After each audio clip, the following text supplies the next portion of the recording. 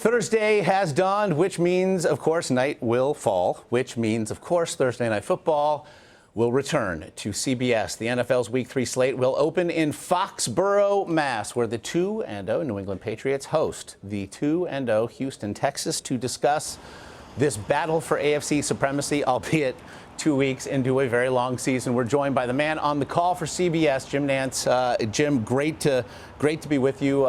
We really appreciate the time this morning. You're very welcome. Very excited about this game tonight, Josh, as you just set it up. It's a good early season matchup, as you said. Yeah. Early AFC supremacy kind of on the line here. Yeah, and the Patriots quarterback always tends to dominate headlines regardless. That will be the case tonight, but obviously it won't be the still suspended Tom Brady, and it will not be his replacement, Jimmy Garoppolo, hurt last week. So tonight, into the fold, figures to step 23-year-old Jacoby Brissett. So what should we know about him?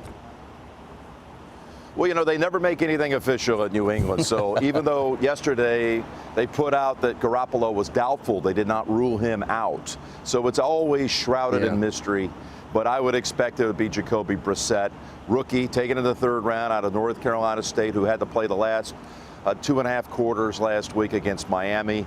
This is awful soon to try to come in and learn a system, one that's as complicated as what the Patriots come up with their genius coordinator there, Josh McDaniels. And I expect he'll be the starter, and I would think that Julian Edelman will be the backup quarterback.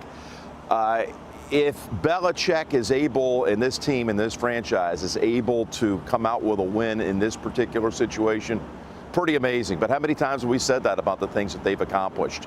Just look what they did week 1 down at Arizona. Yep. No one thought they would win that game without Gronk, without Brady, and without Solder, their left tackle. And they seem to find a way, but they're going against a very good Houston team here tonight. Yeah, and to your point, Jim, there is really nowhere in the sports world where changes, even such as this one, seem to matter less than there in New England. But as you mentioned, chasing Brissett will be J.J. Watt and Jadeveon Clowney and company. It is a defense early on that few really want to see coming to town. This defense has looked up, though, to the task thus far. Wouldn't you agree?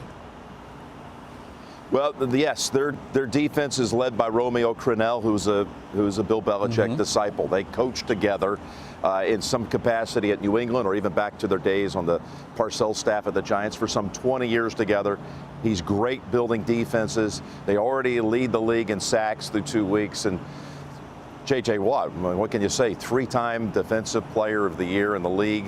And you got Watt against a quarterback that I'm sure never thought, even when he was drafted, that this first year he would see action. Here he is in his 3rd week, and he's going to be starting in prime time. It's going to be a weighty assignment if, in fact, he is the starter. Yeah, best of luck to you, Jacoby Brissett. Then that means Brock Osweiler on the other side is the Y-League veteran quarterback tonight. Plenty of options at his disposal this year, in addition to DeAndre Hopkins. Jim, this is a team that has tantalized before, but what is your sense with an AFC South that seems very winnable this year, that the Texans might boldly go where no Texans have gone before? Well, I think that you hit it. They went out this year. Rick Smith, their GM, went out and really loaded up the offense, bringing in Brock Osweiler, signing him a big, rich free agent deal, getting him away from Denver, bringing Lamar Miller over from Miami. He's a good back. And then drafting with the 20th pick overall, Will Fuller, the 5th, to give the Texans someone on the other side away from DeAndre Hopkins. So they're dynamic offensively. Bill O'Brien, the coach, and here's another, of course, Bill Belichick disciple who has a terrific offensive mind.